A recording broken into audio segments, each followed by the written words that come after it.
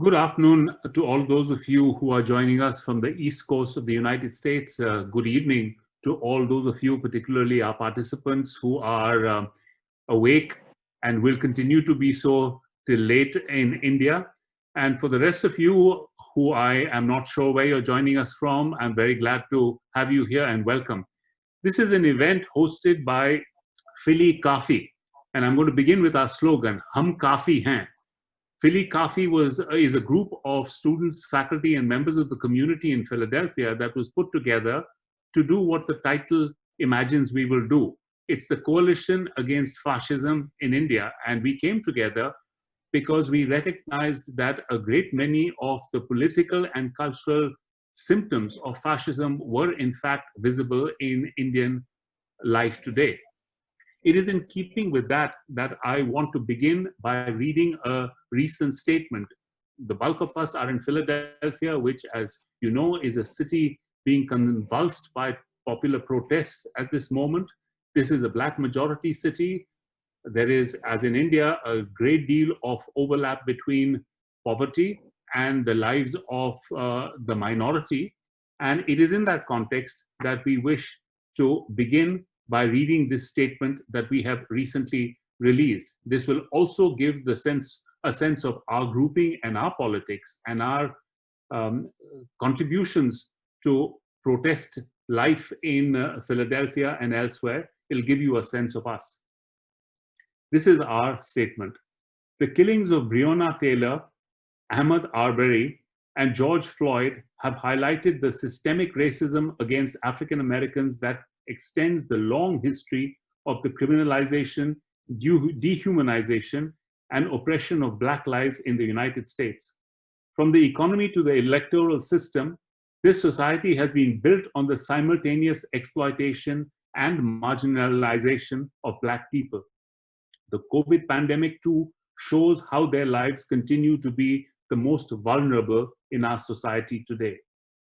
As Indians and people of Indian origin in the United States, we stand in solidarity with Black communities and their allies who are protesting this racism and demanding structural change. As South Asians, we have inherited a legacy of racism of our own, both in this country, where many of us have been persuaded that we are a model minority with an Aryan heritage, and in our homelands, which have deep racist structures of our own, developed along the axes of caste, religious difference, as well as color. But we have also inherited, and here lies hope, but we have also inherited radical histories of fighting against colonial oppression, of mobilizing against casteism, and of aligning with Black and brown peoples in this country. It has always been up to us to choose our legacies, and today this choice is more crucial than ever. Just as in the US, Trump is fanning an escalation of white nationalist violence, in India, Modi's regime is orchestrating pogroms of violence against Muslims, immigrants, Dalits. It is important for us, thus, to raise our voices against the deeply racist regimes and social structures in both these countries. It is also shameful that a small subsection of Indians and Indian Americans are taking the side of the oppressors against the oppressed. We condemn their spread of hate and prejudice, and they're calling upon the United States authorities to use the murderous tactics used by Yogi Adityanath in India. As Indians and people of Indian origin living and working in America, we say in one voice, they do not represent us. It is also shameful that some Indians and Indian Americans claim to be anti-racist in the United States, but continue to support Modi's anti-Muslim, anti-Dalit, anti-feminist, and anti-left pogroms. Such duplicity will no longer work. We need to stand clearly and unequivocally against hatred and fascism everywhere. That was our statement, and it will give you a sense of our community. And now I will move to our panelists and our discussion of India under COVID. I'm very glad to welcome our four panelists, Professor Reetika Khera, Dr. Swati Bhattacharjee, Dr. AK Jayasree, and Navmee Goregaonkar. My introductions will be very brief as we want to move quickly to the education and the challenge each of them offers us. They have agreed to speak for 10 minutes each, after which I will moderate a 10 to 15-minute conversation between them. Once that is over, we will turn to questions submitted by our listeners. I remind you that those of you who have joined us over Zoom should post their questions on the open chat conversation.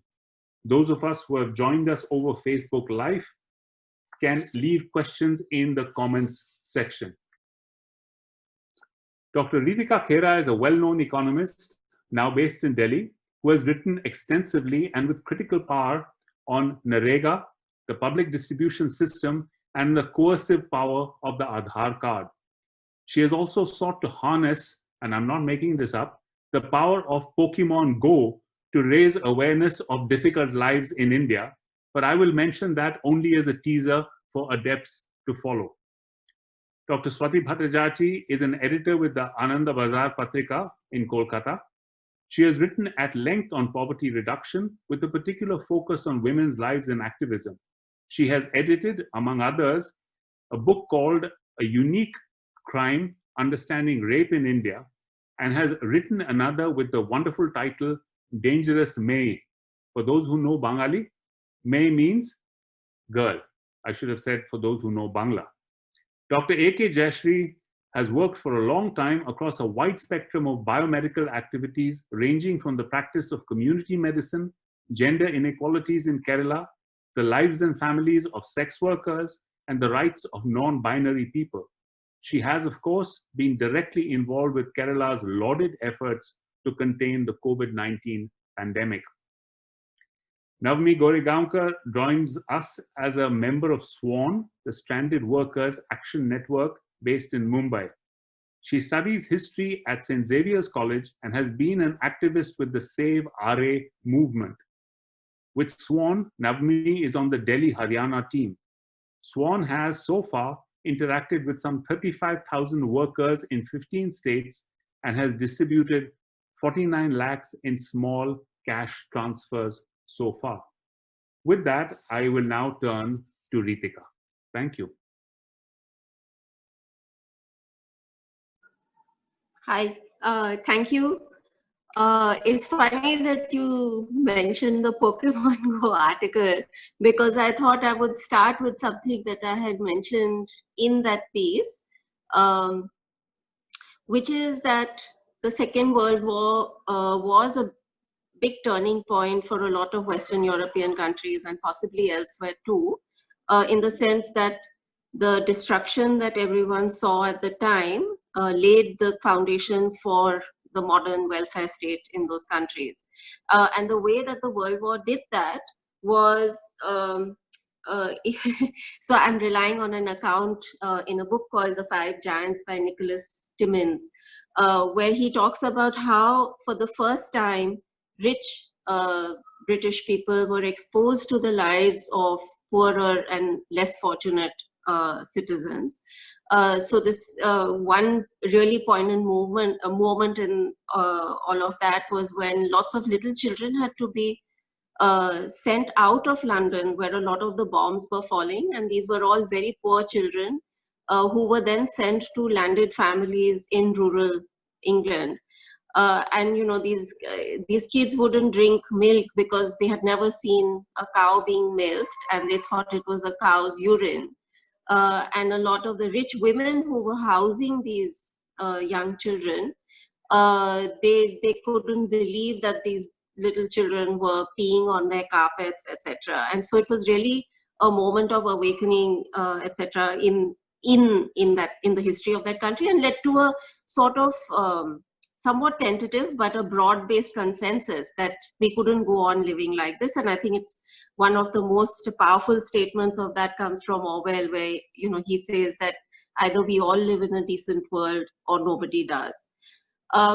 So when why is all this relevant right now is when things started unraveling in India in mid-March or late March. I kind of wondered whether, you know, this would be the World War II moment for India and its trajectory. Because in the past 70 years, of course, much has changed, much too slowly, but yet we've been sort of trudging along. And it seemed like maybe, people would kind of wake up and take note of what is happening. And really the moment that that happened was when between 22nd and 24th March, 22nd March being the day of the one-day Janta curfew, and 24th March being the beginning of these, repeated lockdowns, suddenly television was flooded with images, and social media was flooded with images of workers trying to get out of the city and get back to wherever they came from. And it was a bit strange, because it was almost as if a lot of people that I interact with were seeing this for the first time. Like they had never imagined that people could be in such a desperate situation that they would want to just leave the city rather than wait it out. Because I think not many of them understood what kinds of lives these people lead. So I'm just going to quickly rattle off a few numbers, and then I'll slow down. So 70% don't have written contracts in India. 80% earn less than 10,000 rupees a month. 76% are classified as being in vulnerable employment according to the World Development Indicators. On the other hand, only 17 to 33% own smartphones. Only 17% are in regular salaried jobs. So you look at all of these indicators, and it's right there, right? That the India that a lot of people see, a lot of us see, is basically the top 20 to 30%. Yeah, and so even when we say we encounter poor people, what does it mean? It means we meet guards who work either in our colonies, or maybe the domestic workers, whether it's gardeners, drivers, cleaners, cooks, etc. All of these people are considered poor in our spectrum of things, but a lot of these are actually in the top 20 to 30%. And so I think a lot of people in India are just not seeing the very long tail. Now it may be that it's not 20 to 30%, maybe it's 40%, but there's still a really long tail, which is just completely invisible. And I think that's why it was one such moment of frustration that I wrote Pokemon Go piece, because I thought, how do you get complacent but concerned Indian citizens to see what is going on in their country? And I was really struck at that time how my colleagues and friends who never ventured a little bit beyond their comfort zones were going to completely crazy places to hunt these Pokemon Go characters. And so I wanted the Supreme Court judges also to go and be taken, so that the Pokemon Go characters would be hidden in the jhugis and in Anganwadis and in PDS ration shops, so that the privileged Indians would see what it means, how life is for the rest. So as far as this lockdown is concerned and the epidemic is concerned, I think what has been, lots of people have said it is completely unplanned. The government either didn't see that there's this 50, 60, 70% population, or they did see and they couldn't be bothered. It has to be one of these two. And literally the day that Janta curfew happened and people were beginning to flee, Smriti Irani, who's a minister, was playing Twitter and Antakshari. 2 days later, the day we saw those Anand Vihar terminal images, Javadekar was watching, he tweeted a picture of himself watching Ramayan in his living room. So there's certainly sensitivity for a certain section of the population that, people are under lockdown and they might be bored, they might be frustrated, and so we have to entertain them. But there's completely oblivious to the condition of other people. So what has the government's response been? I thought maybe let me talk in two parts. I mean, I know obviously much more about the kind of relief measures that have been announced and whether they're good or not. But very quickly, mention, that the government is also using this as an opportunity for political repression. Around the world, there's a campaign to release prisoners, but here we're finding that the government is taking in more, prisoners, people who are civil liberties activists. Instead of being the World War II moment where labor began to finally get their rights, here we find these barbaric moves to get rid of labor laws such as minimum wages and equal remuneration. And, of course, some labor laws are disputed, but these are just basic protections. That has also happened. Very little has happened on health. Like in all of this relief package, there's hardly a word on health. Somebody should do a word cloud kind of thing. Then, of course, there was the communalization, the attack on the Tabligis, and, just really going after them, which had other repercussions where, Muslim patients were being ill-treated or being denied treatment elsewhere. And finally, the Arogya Setu kind of surveillance tools being pushed by the government. So that's one broad set of government response to the pandemic. And then, of course, there's the relief package very narrowly, because, we have to think about the here and now as much as we zoom out and see the bigger picture as far as labor, health, etc. is concerned. So the relief package, I can just quickly tell you what has been announced. I think much of it, this 20 lakh crore, of course, everyone knows by now that it's exaggerated. A lot of it is just the monetary policy related stuff. There's very little by way of fiscal stimulus. I think it's all the different estimates are saying it's less than 2%, and I'm being quite generous there. What they have done, and I think what is very helpful for poor people right now, is that they did double PTS rations, the subsidized grain that people get, for the 800 million people who have access to the PTS. That ration has been doubled for 3 months. According to the NFSA, the National Food Security Act, actually 900 million people should be entitled to PTS rations. And the government is not talking about, being compliant with the law, even now when there's a pandemic. And in fact, a lot of people who were otherwise all right, the 1/3 who would have been outside the PTS and who are okay in normal circumstances, whether it's carpenters or cooks or auto rickshaw drivers, etc. They also need assistance right now, but nothing has been done. The government did say that they would add 8 crore more people, but that's only for 2 months. But even that will help. So that 8 crore should be added permanently, but the government needs to go way beyond. And right now, the government is sitting over stocks that far exceed the buffer stock norms. They have procured a lot of wheat. They don't have storage space for all of this, and the rains are going to come soon and it may start rotting. So that's as far as the PTS is concerned. For NREG, additional budget has been announced, but if you were to give, maybe I can stop after this and later on continue, but if you were to give 100 days of work to the 14 crore job card holders in this country, and 100 days is the legal obligation under the Act, then you would need 2.8 lakh crore rupees. The enhanced budget of NREG right now is 1 lakh crore rupees, right? So we are far short. We only have 1/3 of the budget that is needed to meet the legal obligation. Of course, not everyone may want 100 days, but we suspect that in this kind of situation, many people will want 100 days of work. Much more could have been done, and if since there's not enough time right now, I'll stop right here, and then maybe we can come back to some of these issues later.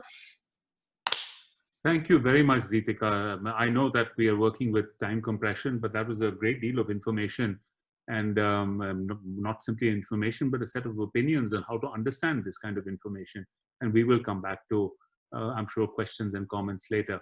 We'll turn now to Swati, who will report to us, I hope, on lives not only in Bengal, but in the east of India, as it has been racked by COVID and by the cyclone. Thank you. Even in these hard times, I start with a line of poetry. So it's a Bengali poet, Shatyendranath Datta, who had written this famous line, Monnantare morini amra, mari niye ghar kori. Famines couldn't finish us off, and the plague is our neighbor. For fate has blessed us with deathless life. Now, this kind of robust faith in the Bengali spirit could only come from very hard times that Bengal had experienced, countless famines and many, many epidemics. But even keeping that in mind, that very rough history in mind, this double onslaught of a killer virus and the super cyclone have pretty much shaken us up. The first COVID case in West Bengal was detected in Kolkata. That was on March 15th. The case came. It was detected on March 17th, a student from the UK. By the time the Amphan hit us, which was on 20th of May, a little more than 2 months later, the number of affected people were 3,000 and more than 250 were already dead. Now, this is probably an underestimate, as we know that the testings per population, 100,000 population, is quite low in West Bengal compared to the other states, especially the southern Indian states. But Amphan took about 86 lives, but the damage was massive. It has affected over 10 million people. And we can have a very rough guess at the amount of damage from the fact that the state government has asked for an aid of 100 billion rupees from the center. But what is particularly worrisome for us is not just what has been lost in terms of the standing crops, but the long-term loss of livelihood, because for a large area, especially in the Sundarbans, the soil has been salinated. And huge orchards of very old trees have been completely devastated. So the whole question of how to regenerate livelihoods is not just, another season. How do we finance another season of crops? But it's a much larger question than that. So faced with these two devastations, what I want to talk about today is the responsiveness that we have seen so far, because that is how we go ahead.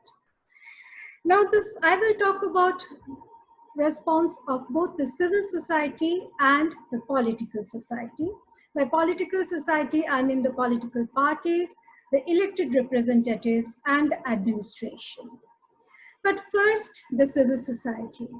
If there is a silver lining in this huge devastation, this very hard times, it is the fact that the civil society has very spontaneously, very swiftly raised to the occasion.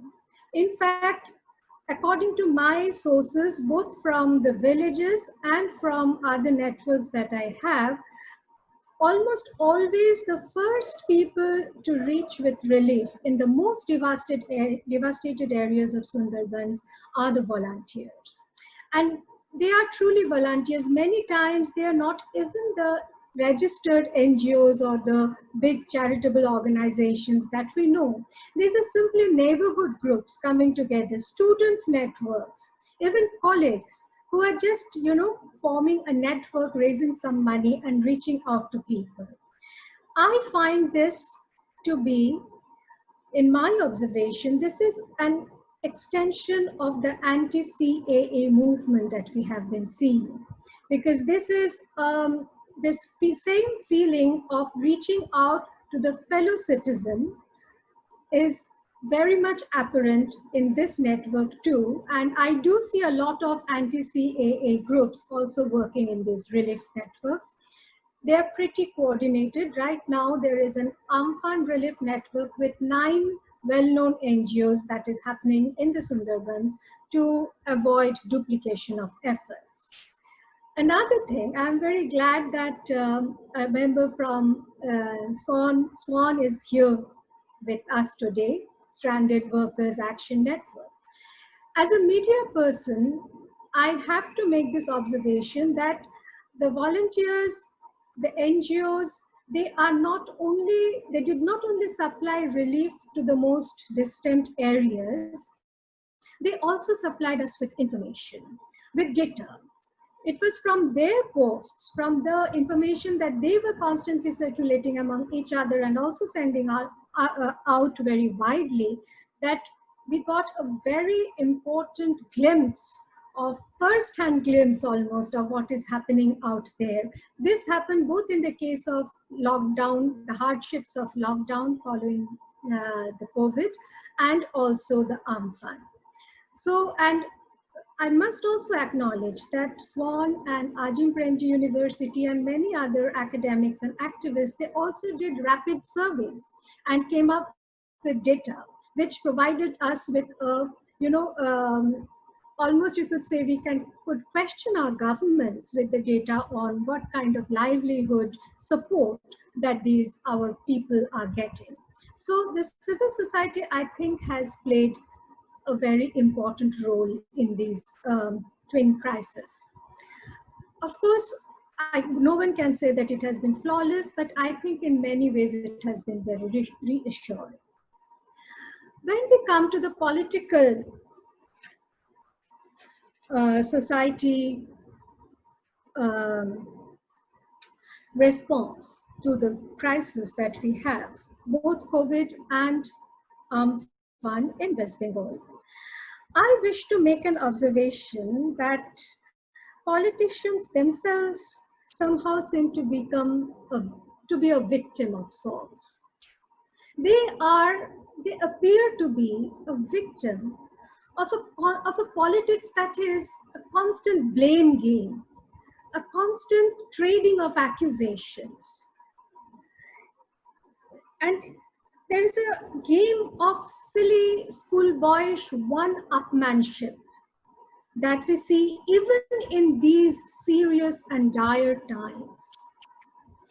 And the reluctance to be accused is sometimes given even more importance than responding to people's needs.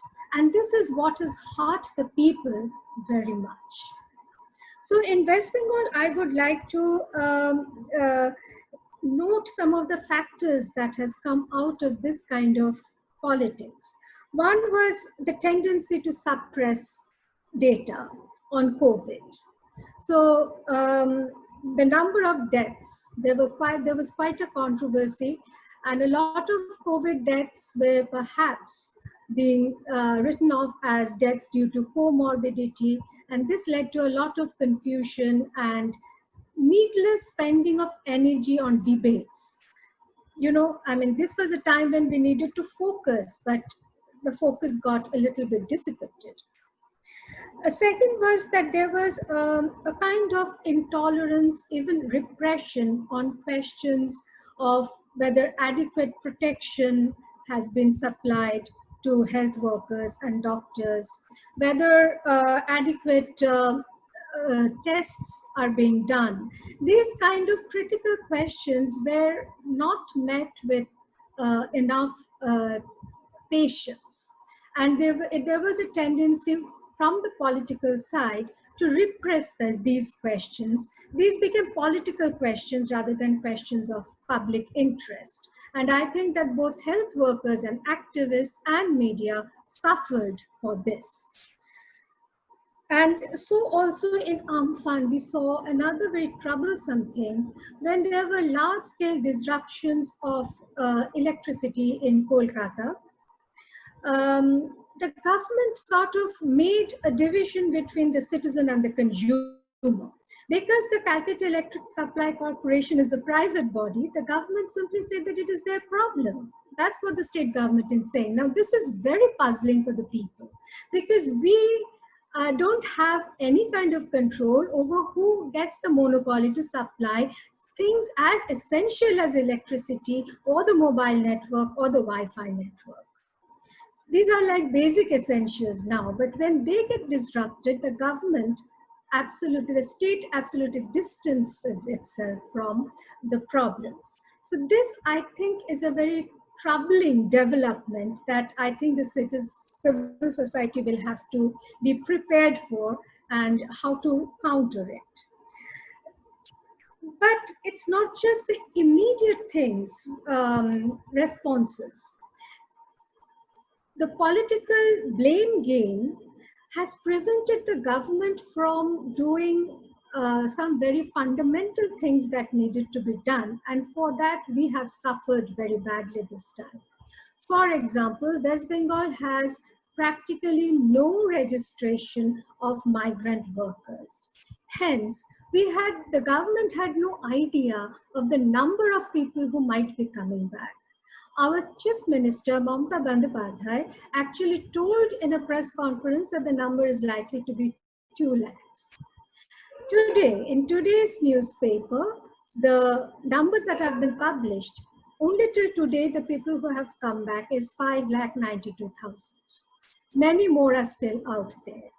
When you don't know the size of a problem, how do you prepare for it? And because of this unpreparedness, I would guess, I speculate, I don't know, nobody can know, but because of this reluctance, perhaps the state government was very slow in allowing people, migrant workers, to come back. In fact, for a time, we know that the borders were sealed.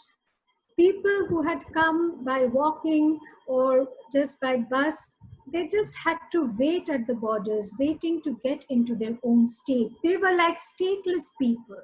It was as if the state borders had become international borders. This again is a very troublesome development, which the civil society also has to address, because in a sense, migrant workers are now facing a kind of loss of citizenship. Again, this relates to the same CAA movement, anti-CAA movement. These are questions that are now coming up, which we will have to address. Swati, forgive my interrupting you, but if you can wrap up soon. Yeah, but I think I'm done for now, and maybe we can discuss more. Thank you very much. I'm sure, particularly your last set of observations, there will be a lot of people wanting to return to them. Thank you very much. Sure. We'll turn now to Jayasree and her report in particular on how the COVID has been dealt with in Kerala. And I will remind our listeners that Kerala has been lauded as a model of how to deal with a pandemic across the board. Thank you. Hello. I would like to share some of our experiences in Kerala dealing with the pandemic. We know that Kerala is a very small state in the southern part of India, which is now uniquely standing out as a model with the lowest mortality rate and highest recovery rate of the COVID pandemic patients. And how it was possible, and everybody is asking the question, how this small state, how we were able to flatten the curve of the pandemic. This question is raised from many parts of the world. So also we can see that in Kerala, if we consider some of the healthcare delivery indicators like doctor population ratio or hospital bed population ratio, or some development indicators like per capita income, it does not stand in a high position. And we also have many unfavorable situations like the population density. So Kerala is a highly populated state, and the mobility of the people. So many people are migrating outside Kerala, outside India. Now in the situation of the pandemic, many of them are coming back. So many people are coming back. And we also have many migrant laborers from other states. And it is also a tourist center. many tourists are coming here. We had a couple of tourists who were here with the disease, and they were admitted in our hospitals and they went back cured. And another risk is that we have very large number of old age people. This is again a high risk for when we consider the fatality or adversity of the COVID infection. But with all these unfavorable situations, how we were able to cope with the situation?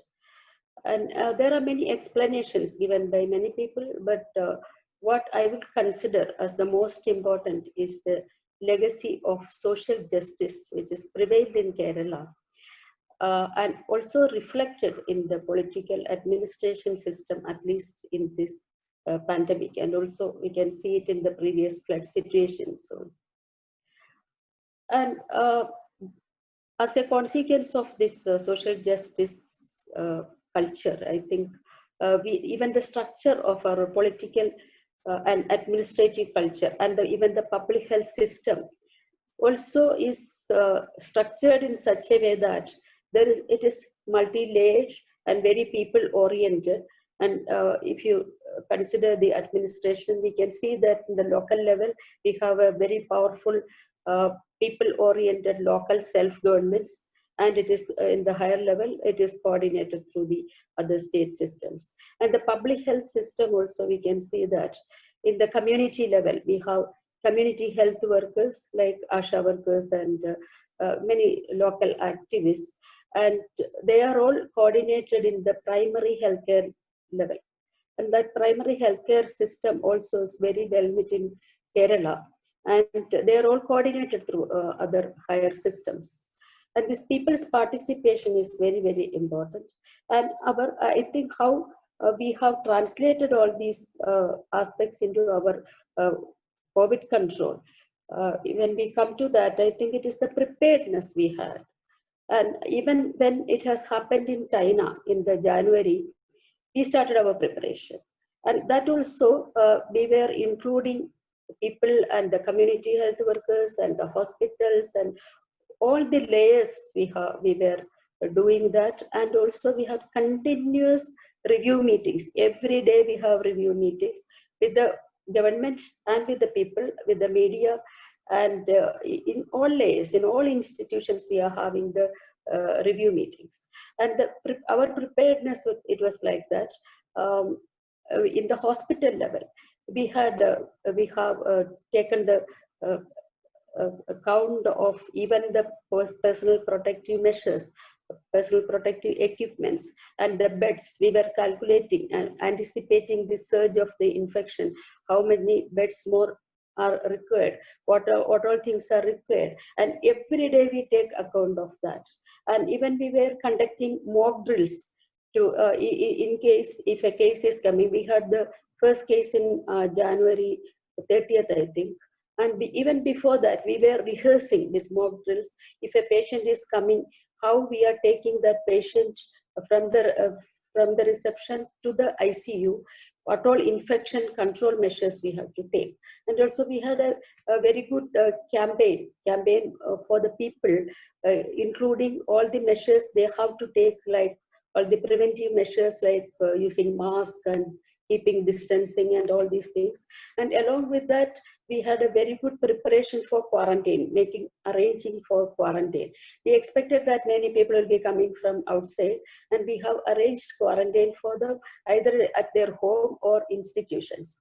And if there are any people with symptoms, we will be taking them to the hospitals and will be testing, and they were isolated. So all these things are done systematically, and it was monitored. That monitoring and surveillance and vigilance was very important. That was done with the community and by the community. So in the local self-government level, there are teams formed that will include local self-government representative, health center representatives, and volunteers. So these teams will be taking care of all these things. And in addition to that, I think lockdown was the major strategy for all the countries. So we also adopted it, but the difference is that, and we anticipated what would happen to the people when we suddenly declared this lockdown. So we were prepared for that also. We had a very good plan for how to take care of the security and especially food security of the people.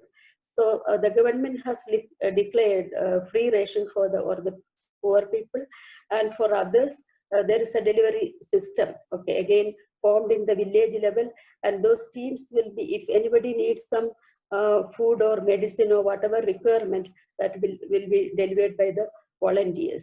And also actually we were having community kitchens from again organized by the village level people, and that food can be provided for anyone. And I think there has been a legacy of all the social security and social welfare provision from so many years in Kerala, and we had much investment in health and education, that is well known. But in the recent years, this has been deteriorated because of globalization and all these neoliberal economic policies, and all these were affecting Kerala also. So I want to also add that we cannot just celebrate whatever we have achieved, because we are also in a crisis, and whatever crisis the world is facing, like in the field of economy or food security, and all these things will be affecting, of course, Kerala also. So we cannot predict a very good future for us also. We have to be very careful, and our challenge is how to sustain these things. And also I can't say that it was 100% perfect. We also have faced many problems. For example, maybe some of the people in the tribal area, they were affected very much. Always the marginalized people may be getting affected. And LGBT community might have faced many problems because they cannot go out during this lockdown period. But the migrant workers, we were taking care of all the needs of migrant workers also. And for them also we had a very good plan. We were providing food and security for the migrant workers. Even then they might have suffered, of course. But another thing is that domestic violence. Domestic violence, all over the world it has increased. We had some studies, some data on that. In Kerala also, there is a reflection of that domestic violence. So all these things will be there in Kerala also in some corners. But in general, we have, I think, we have performed well. But at the same time, we have to be careful. We have to widen the democracy and widen the social justice and equality, and all these values we have to uphold and widen.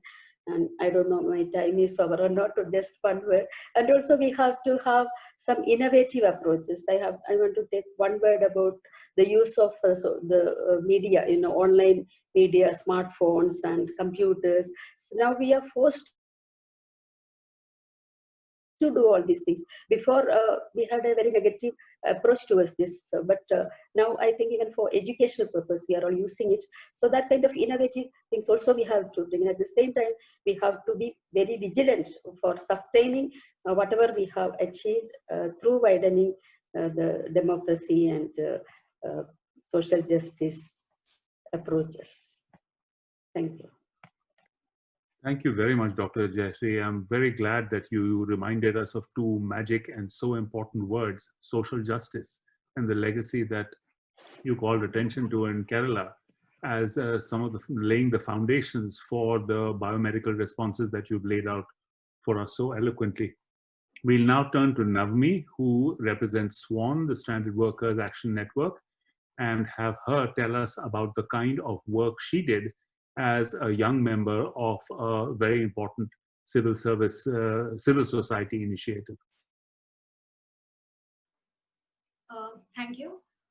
So while I talk about SWAN's relief work, I would like to start with one of the cases that I had, which was one of my earliest cases and that required urgent intervention of a worker named Arvind. So Arvind used to stay, and he stays in Delhi with his family, and he's an auto rickshaw driver. When he got in touch with us, his situation was quite dire. He had absolutely no access to ration or food, and moreover, the locality where he was staying, it was termed as a containment zone. Most importantly, he had a 3-month-old child who required milk, and he had absolutely no money to buy that milk. So with the help of our team, we made some transfers of small amount to sustain him during the lockdown. Now, what the unilateral lockdown, without consultation with state governments or administration did for 1,000 workers like Arvind stranded across the country was that it left them with absolutely no means of earning, with minimum savings, and no time to even plan how to live during or how to sustain during the lockdown. From 27th March, the Standard Workers Action Network, or SWAN as it's called, started receiving distress calls from several migrant workers stranded in different parts of the country, especially from Jharkhand and Bihar. As the number of distress calls started increasing, the network also expanded, and as of now, we are about over 100 volunteers working to provide relief. The process that we follow is that when we get a direct call from a migrant worker or laborers, we do a detailed needs assessment based on several questions like how much ration do they have, how much money do they need medical assistance. And based on these questions, we try to understand the urgency of those cases. After that, we try to connect them to local NGOs or organizations or government relief. And if necessary, we do a transfer of small amounts. Now, as we speak, we have reached out to over 4,000 groups of workers, and the number must be increasing as we speak, and ranging to about 35,000 workers stranded across the country. Now, these workers are involved in different kinds of jobs. To give you a little profile, about 60% of the workers who reached out to us are construction workers. That is, their work are daily wages working in factories or companies. About 17% are self-employed. That is, they work as street vendors or zari workers, electricians, tailors, etc. And about 8.2% are involved in non-group based activities, that is, their drivers or domestic help and so on. So some of the major states from where we have received highest number of calls and migrant workers are the states that are known for their rapid development, like Karnataka, Maharashtra, Delhi, Haryana, Andhra Pradesh, among others. Now, as we worked on the relief measures, we started documenting at the same time very systematically and meticulously the workers' testimonies. And on the basis of these testimonies, we were able to highlight some key problems that I'll be referring to. If we can share the screen. So one of the major problem was food distress. In terms of food distress, the hunger rate has been exceedingly high. About 52% of the workers had rations left for only a day, and this number has been consistently same since the beginning of the first phase. Now, as you can see in the graph, the percentage of people who did not receive ration from the government has been high and has been steady for the entire month of March.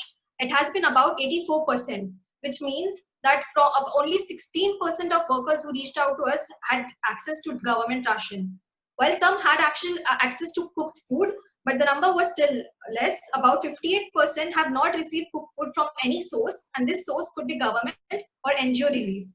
One thing that I must point out that of the calls that we received, about 48% of calls were extreme SOS, which means that they did not have ration, they did not have money, and many of them skipped their previous meals. This is extremely distressing picture, as even after 2 months of the lockdown, the workers were still not able to access food or ration, and the precarity was still continues to be high. The another aspect that I want to highlight is in our findings in terms of employment and wages. If we can move to the next slide. So about 83% of people who reached out to us were not paid during the entire lockdown, and only 13% were paid, that too partially, during the month of March. Many workers who reached out to us have cited the same data. To give you an example, this morning I received a call from a worker named Atiullah. So Atiullah used to work in a company, and he has not been paid for the month of March. He recently realized that some workers with whom he used to work were paid for the month of March and partially for the month of April. When he took this up with his employer, the employer straightforward told him that you won't be getting any payments, and you cannot argue about it. Now, after that, Atiullah has been removed from their WhatsApp group, and the employer has stopped responding to all his calls. So right now, Atiullah is really confused, he's really anxious, and he doesn't even know if he's still employed or not. Now, I must point out that on March 29th, an order was released by Ministry of Home Affairs, according to which the employers were expected to pay their workers. This order was discreetly removed or taken back in the guidelines provided on 17th May by the Ministry of Home Affairs. Now, according to this order, the employers were expected to pay, but now keeping in mind that some small-scale industries may not be able to pay their employers, this order was taken back. But some of the workers of some very prominent companies have reached out to us in distress, citing that they haven't been paid even since the month of March. Apart from that, companies and the thekedas, the employers, have been forcing the workers to stay back. They have been holding them back in the state where they have been stranded without any payments. Now, as we go forward, the nature of calls have also been changing. Quite recently, we have started getting a lot of calls in terms of travel. If we see the data state-wise, about 37% of workers are from the state of Bihar, 30% from Jharkhand, and about 8% from West Bengal and Karnataka each. We recently did an IVR survey, according to which we realized that from those who wanted to go back home, about 33% have reached, but 67% are still stuck where they were. This, at the same time, I would like to point out that some district administration, like in the state, in the district of Gurgaon, have cancelled certain trains, citing that there were not enough passengers. Now, considering that there are still 67% of only those who have reached out who are still stuck in those states, it's really questionable of who are the people who have been confirmed, and how did the trains were not filled, and then hence they were cancelled. Apart from that, we have received some different level. We were able to understand some different levels of complications in terms of travel. Now, people who wanted to go back, firstly they had to register on an online portal. Now again, for people earning an average wage of 384 rupees a day, how can we really expect them to own a smartphone, and that too with an active internet connection? Even if they did get registered, most of them have received a call with a very short notice to report within half an hour or 1 hour at the medical screening centers. Now, this has made it very difficult for the workers to get on the trains. For workers who did manage to get on the Shramik trains, which again were that again I must mention the several clarifications, as the government would like to call it, which put the workers in a very bad and confused and anxious situation. Workers who did manage to get on the Shramik train, they have cited some very bad situation during their transit.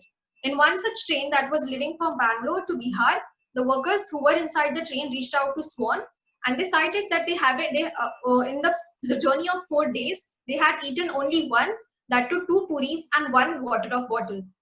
Between the journey, they did not get any food, any water, not even on the stations where the train had halted. Apart from that, the workers have cited that more than 4 or 5 people have been assigned to a single berth. Now, during a pandemic, we can only imagine how dangerous such situation could be. Moving ahead, recently on March 26th, the Supreme Court had taken cognizance of the migrant crisis and have realized the inadequacies of the central and state's response towards the migrant crisis. Those reports by SWAN, SWAN's work, and certain key points that our team has been constantly pushing were used by the lawyers and the workers while they cited the data, and to highlight the condition that the workers are traveling in.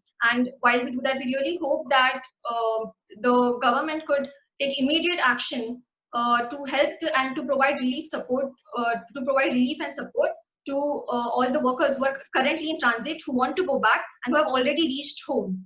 Now, while I conclude, I would like to come back to the case with which I started my entire talk, of Arvind, the auto driver, the rickshawala in Delhi. On May 17, Delhi relaxed certain rules for lockdown, and the auto drivers were allowed to start their work again. Arvind calls me on that day early in the morning. He's extremely happy, and he says कि अब हम काम शुरू कर सकते हैं और हमारा गुजारा हो जाएगा. लॉकडाउन के वक्त हमारी मदद करने के लिए बहुत बहुत धन्यवाद. He says that now since the work has started, I can go back to work, and I will be able to sustain myself. Not only that, I should highlight that he also offered to help others, those who were in distress. He registered the workers who did not have smartphones on the online portals. And apart from that, from my latest conversation with him, he said that if you need help to transport workers within the city of Delhi, you can call me anytime. I'll be ready to help whenever you want my help. So I just wanted to end on this happy note, on a slightly happier note, where one of our workers was, he offered to help us. And these are these little moments that actually inspire us to continue the work that we do. Thank you. Navmee, thank you very much for that wonderfully granular report from lives who have been so disrupted by the COVID epidemic and the enormous mismanagement of various government agencies that had been tasked to look after them.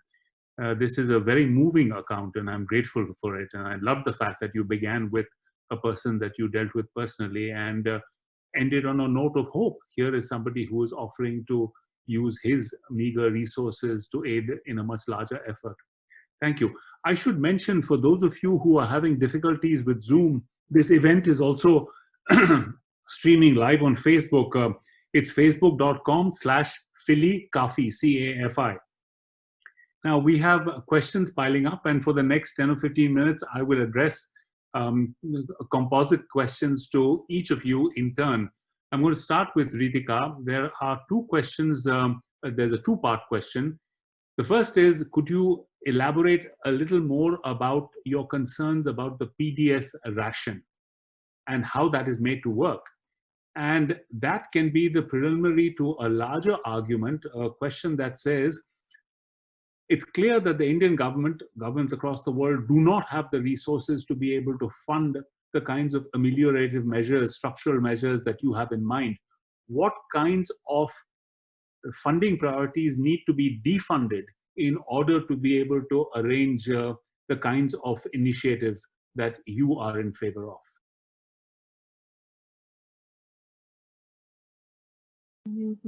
Thanks. So I didn't quite understand what more details the person wanted. I saw on chat. See, the public distribution system provides 5 kilos per person per month at 1, 2, or 3 rupees. Is supposed to provide to 2/3 of the population, which would be roughly 900 million people. But today we cover 100 million less. These are rough ballpark figures. Those who have access to the PDS, the 800 million who have access to the PDS, are getting double rations. What we would like to see is for the government to comply with the Food Security Act and bring it up to close to 900 million. So these 8 crore people who are going to be added for 2 months should in fact be added permanently.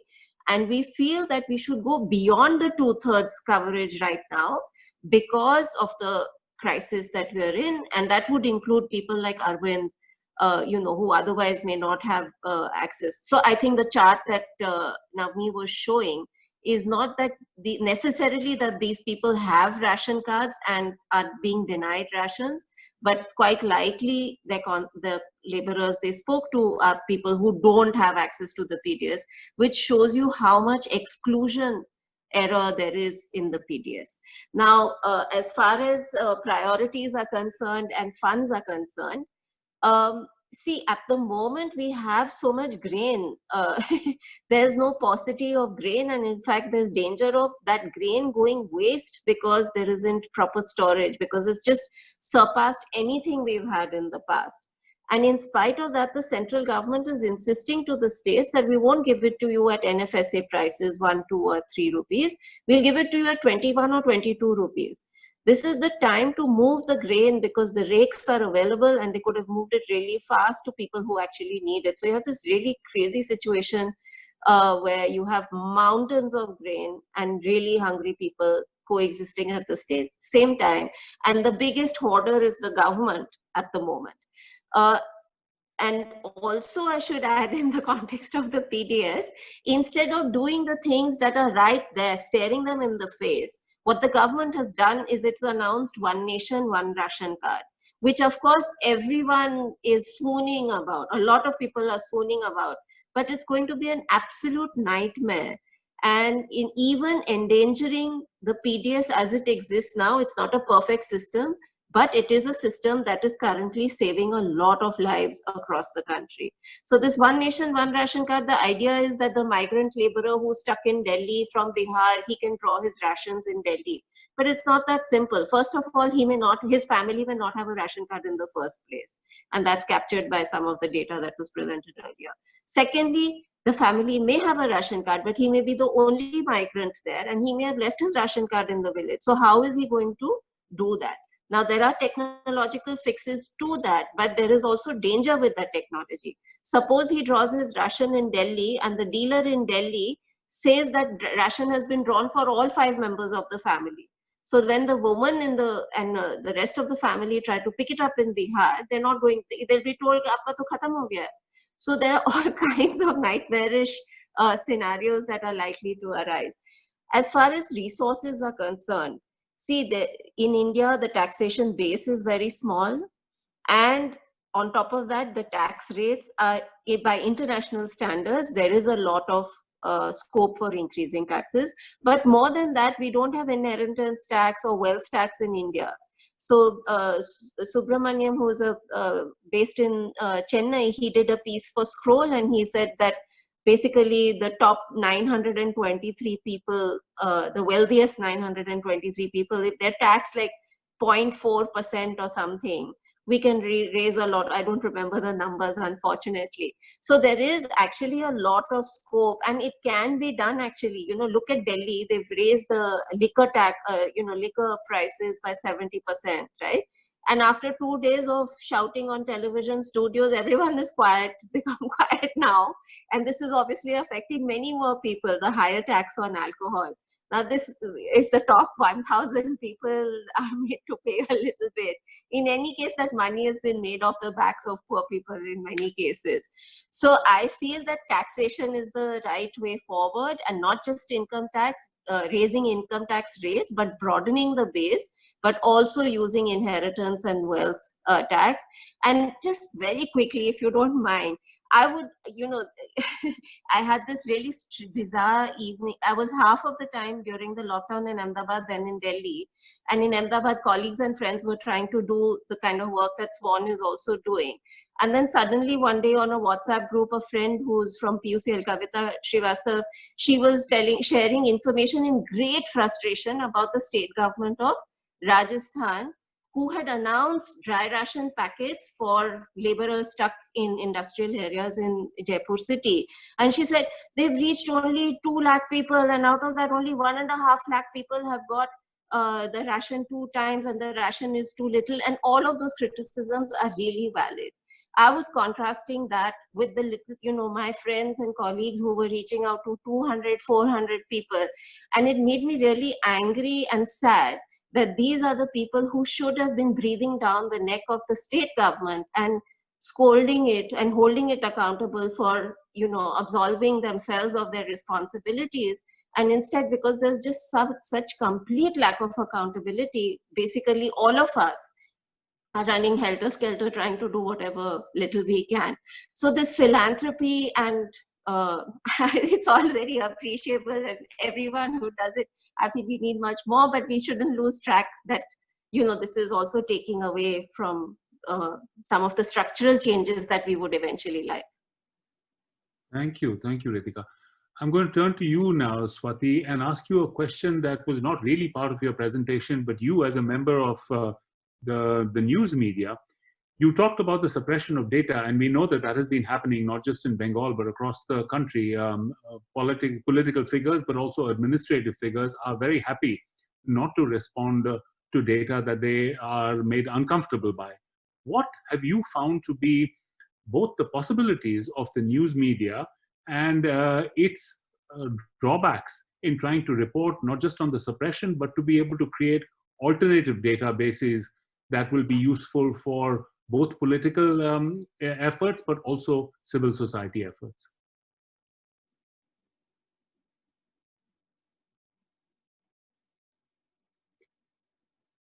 You have to unmute yourself, Swati. Yeah. you know, as journalists, when we go out to the field, we are not particularly looking for data as such, because data gathering is a different job altogether. You need to go with the mechanism is different, the formalities are different. What what the reporter on the ground tries to do is to get the true picture of what is happening there, and in a situation of devastation, highlight the kind of desperation that the suffering that people may be going through. Having said that, certainly if we look at the news reports in detail, and it is true that a lot of journalists, just like doctors, I think that the journalists are also a group of professionals who could not afford to wait to have adequate protection when they went out to cover the COVID. And hence, many of them have got infected. But despite that, I think that we have a very rich resource already out there in the news media. What we perhaps need the most, if somebody were to look for data, an alternative source, then what we would really need is a researcher going through all that media content and coming up with patterns of deprivation, patterns of desperation, and compare the different states. And from that, I think we will get very important insights into the needs and also the response to the needs. So that, I think, is the kind of project that we might be looking into, rather than hoping that the news organizations will provide us with some kind of database.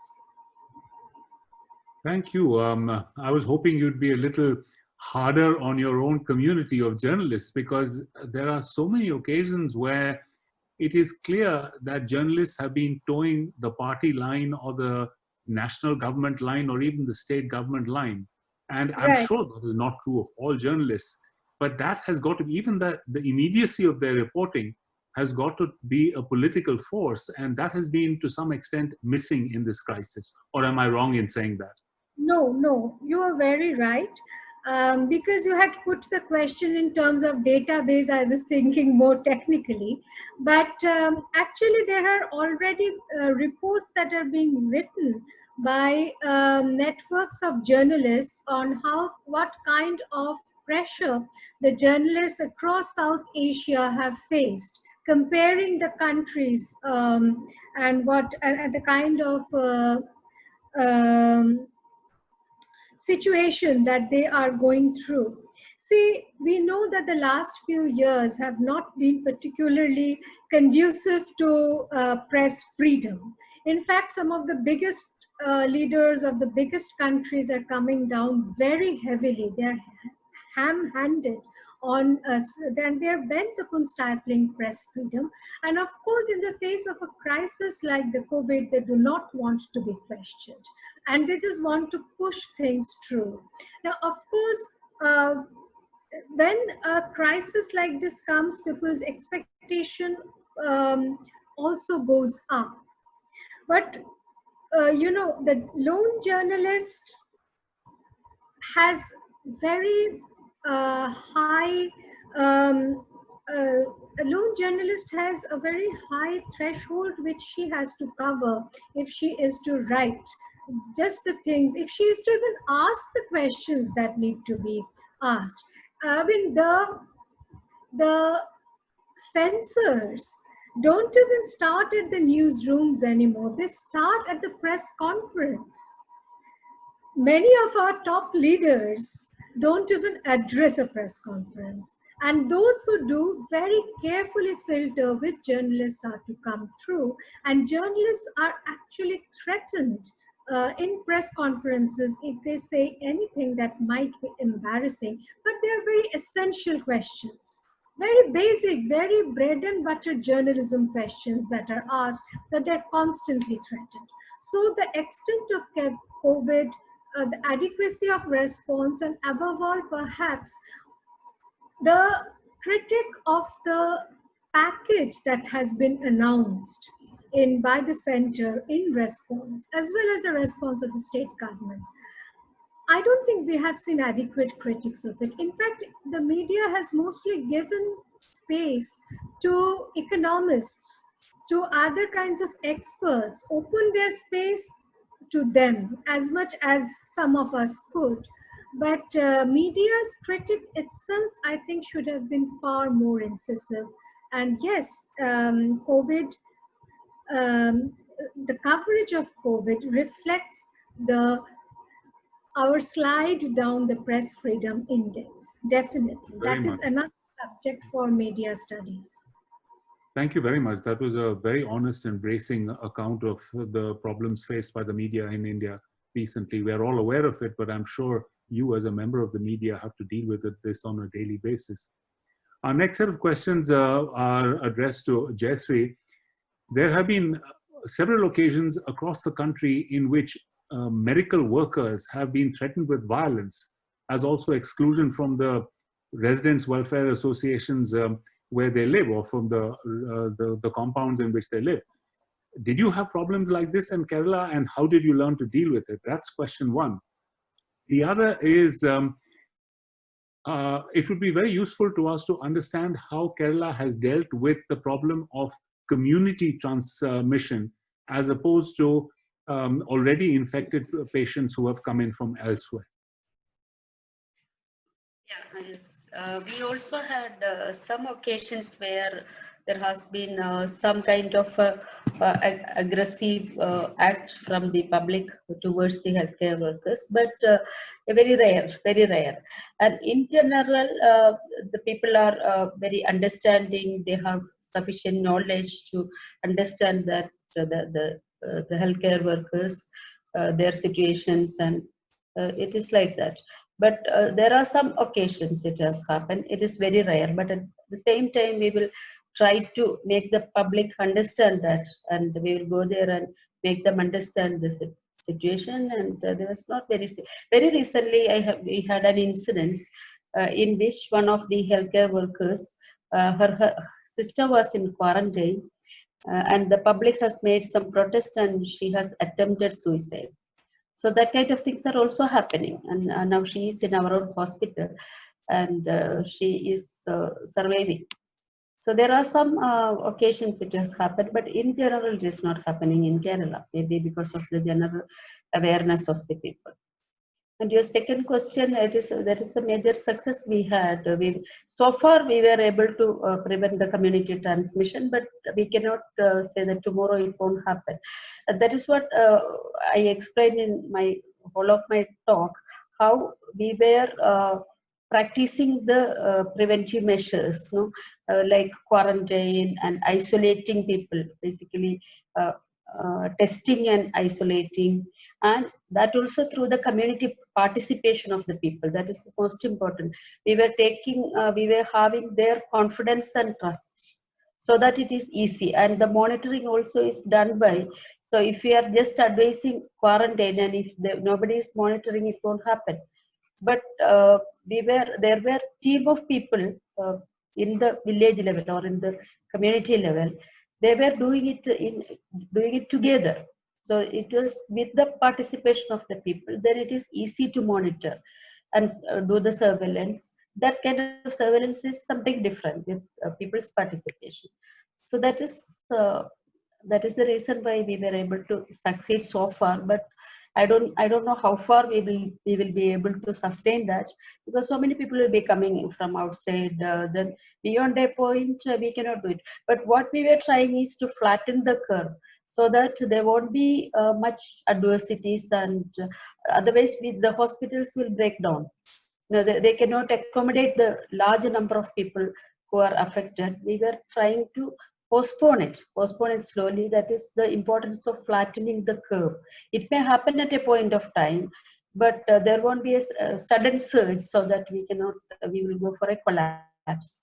That we were anticipating it and doing it with all the preparations we had, and with the participation of all the people, healthcare providers. And also we were, I was telling you, we were every day we are ensuring that we have sufficient number of personal protective equipment. Every day we are doing the review and monitoring and the transparency, and many others were talking about not being transparent by the administrators or the political leaders, whereas we have, to a certain extent, we have we have a transparent system, so that even the health minister will be talking to people every day.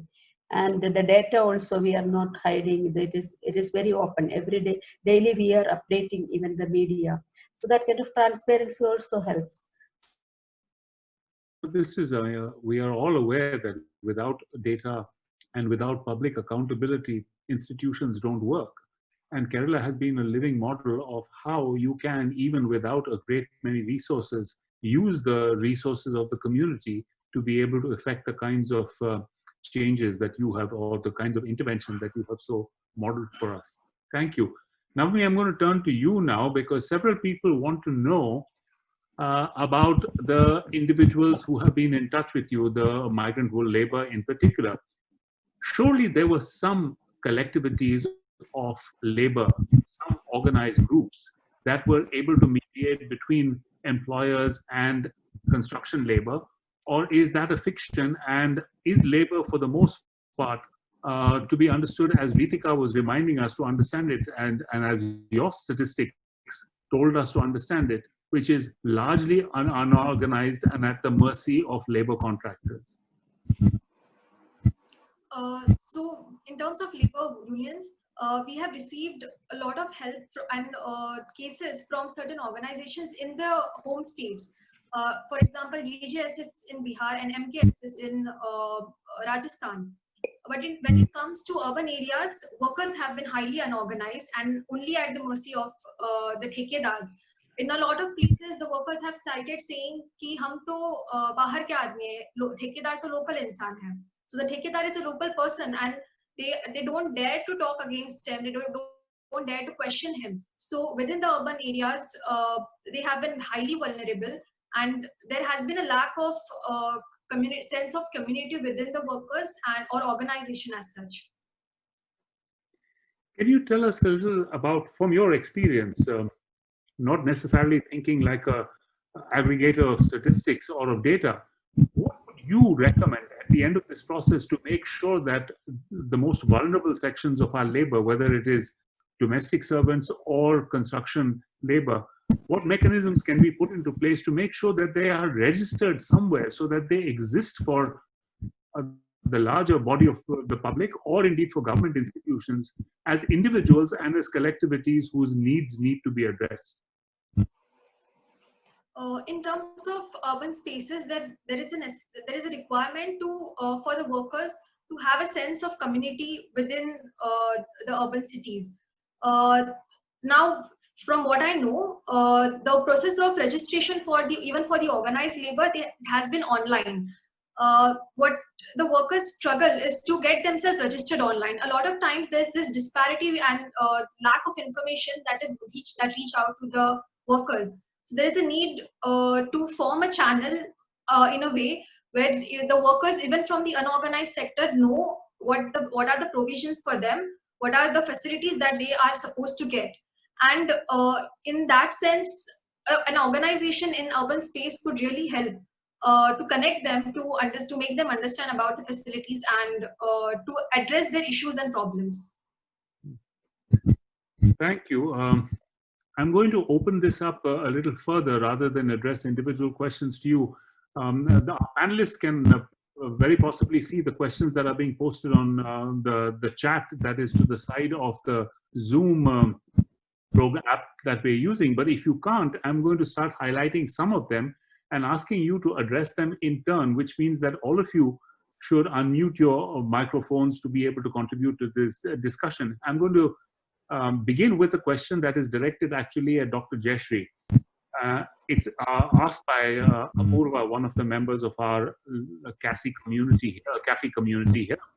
Given Kerala's social justice foundations, which you spoke of, Dr. Jayasree, and strong community-based response to the pandemic, could you speak specifically to the decision-making processes in organizing your responses? How decentralized is decentralization in practice? Can you give us a granular account of what it means for groups in the community? How is that community defined? At what level do they make these decisions? And what is the kind of reporting mechanism that allows some kind of centralized authority to keep track of decisions and actions that are being implemented in faraway spaces? Yeah, I would say it is 100% decentralization exists even in Kerala. There is much more to do to be fully democratic and decentralized. But at the same time, people have some voice. People can express their voices because this decentralization we have taken much forward when compared to other states. We have the Janasapas, the Grama Sapas. So even the Grama Sapas, people can come and talk. And in all the levels, people can make some decisions. And structural changes already happen. And also there is a distribution of money, redistribution of funding to the panchayats. Panchayats are some funds. So some structural changes have already happened. And even there is some funds specifically for women's development. So that kind of structural changes has actually helped us to do it. But in this kind of pandemic control and also, I told you already, we have daily meeting, daily video conferences. We can talk even to the minister. The minister, she herself calls each and every people, whoever is involved in that. That kind of communication and transparency is there in all levels. So that almost all the days they will be talking to the district level people and also those who are working in the primary health centers. Direct communication from the top level people also is there. So they can also express their opinion, and they are also concerned about our health, the healthcare providers' health also. They are very much concerned. So I would say that there is 100% decentralization and 100% democracy. It has not yet happened. Of course, we have to take it forward, further develop it. There are problems. That also is there, but this, to a certain extent, it is very happening. striking to hear you describe a system which does not focus centrally on the figure of the bureaucrat or the IAS officer. And so that is remarkably heartening. Actually, can I ask Reetika to address this question too? And I made a slight mistake in asking all of you to unmute yourselves because there is an echo that is being created. So please unmute yourselves only when you are going to contribute. Reetika, a lot of your kind of work is obviously, because it aggregates data across an entire nation, necessarily deals with administrative structures that are initiated from the central government, which involve people in high places. Is there a mechanism that you and your colleagues are thinking of that will allow the administration to become much more responsive to the needs of the people when there is the political will to arrange this? What kinds of measures would you recommend? Right. So let me say two different things. One is because Dr. Jayasree is there, and because Kerala is being discussed. See, in many ways, I am North Indian, yeah, loosely speaking. But I've had the privilege of doing fieldwork both in Tamil Nadu and Kerala. And I want to use one anecdote from one of those visits and stop there. So in Kerala, I had been invited to be part of some Ministry of Rural Development team to go and shortlist districts for an award on NREG implementation. So of course, I was being taken to the best sites, etc. But in one place, the BDO, she had accompanied me, and we were at a work site, and they were mostly women. There were only one or two old men at the work site. Now, this was the time when we were also trying to see whether people preferred food or cash in the PDS. And we had just finished a very big survey in the northern states and also eastern states, where I was really like, my ears were puckered by when we asked this question, and they would say, no, no, no, if you give cash, then people will drink it up. I mean, there are many good arguments against cash, but I don't think this was a really good argument against cash. And somehow that day at the worksite in Kerala, we went around the group. We were all sitting on the ground and chatting. And then when it came to the two men who were at the work site, I thought I would crack a joke. And I said, I know what you both will say. I know you'll say we should drink, we'll drink it up. And the BDO, she was so shocked and so upset at what I had said. I mean, she clearly didn't know that I might have been kidding. And she said, no, ma'am, it's not like that. Not all men drink, waste money on drink, etc. And for me, the really remarkable thing there was that in a North Indian state, if I had been accompanied by the BDO would have been bending over backwards to do ha-me-ha with me. Like whatever, because I am sent by the central government in this team that is going to give an award, etc. They want to do everything that they can to, be in my good books, etc. But this video, she just thought that, I told her, I said I was joking. She just thought my joke was in really poor taste.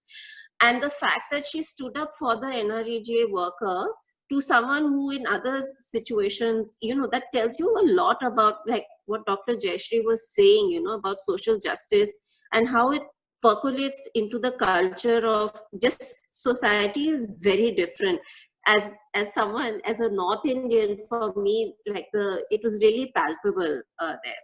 So your other question, the broader question is about decision making and putting people at the center, etc. And I think this anecdote illustrates some of what is going on. High levels of education and literacy in Kerala for so many decades now certainly affects what people can get away with and what they cannot get away with in very little ways. As far as what has been happening in the programs that we follow, I don't know about I know my little set of schemes, which is NREGA and PDS, midday meals, Anganwadis, etc., social security programs. What is very disturbing in the past decade or so, and this is not just the NDA government, it happened in UPA too, is this whole push not so much technology, but technocracy. The government, we already often see the bureaucrat and bureaucracy as the villain. Like there's the good thing and then there's the bad thing also. But now it's not even about bureaucracy and red tapeism. Now it's technocracy, and I don't know what the corollary for red tapeism in technology would be. But, and one of the questions that was asked also is how do we register migrant workers so that the cash relief can get to them? It's all, the whole energy goes into building databases instead of actually dealing with the problem. Now, of course, sometimes databases can be very helpful in enhancing administrative capability. But what we've been seeing in some of these programs is that the technology has become the center and has become the master. And, instead of being our slave, like technology should be at our beck and call, but now laborers are having to do somersaults in order to be pliant with the technological needs of a system. So this part of what this sort of development, which is not an India specific development, and this is happening all over the world. Shoshana Zuboff has written about surveillance capitalism. So the rise of these digital technologies, the possibilities of surveillance, all of these things are related. Virginia Eubanks in the US has also written about how technology is being used as a barrier to knock off people from welfare rolls, even in a country like the US. And we see that very much in India as well. We have precisely 3 minutes left, and I'm very grateful for the conversation so far. It's been both informative, but it also points to challenges in the future. So all this while we are used to the idea of market fundamentalism, neoliberalism being one of our major challenges to the ideals of social justice. But now we have technological fundamentalism as yet another layer in that challenge. Can I ask Swati very quickly to respond to a hope? Once upon a time, Bengal used to set the standards for models of social justice. Is there any possibility that that vocabulary will come back to public planning in Bengal? You have to unmute yourself. Swati, you have to unmute yourself. Yeah, of course there is possibility, there is hope. There is a lot of talk of social justice and how to go about it. We just need to decide upon some of the systems, some of the ways in which we can make our governments respond to our needs of social justice, greater equality, rights. It's almost as if we are forgetting that people have a right to eat and a right to live with dignity. So as media persons and as people who are working in civil society rights issues, this is the most important challenge, that how do we build up a rhetoric which can bring social justice to the front and counter this entire rhetoric of giving loans and making the best kinds of investment and not going soft on people. It's as if giving money to people, which we would say as social justice, is a waste. It's a crime.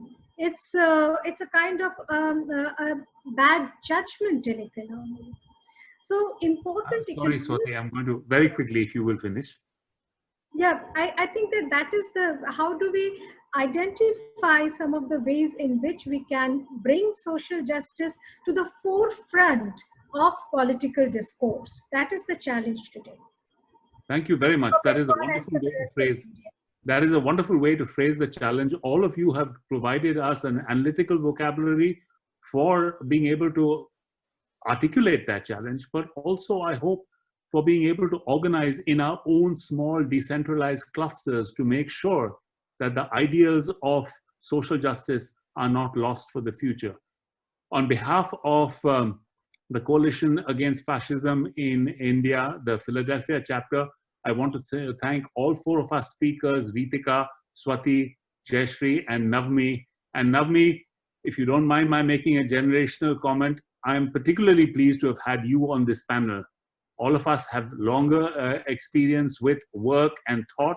You represent the energy and the dynamism that will bring about the change that all of us have been acting towards, thinking of, and hoping for. Thank you very much, all of you. Thank you.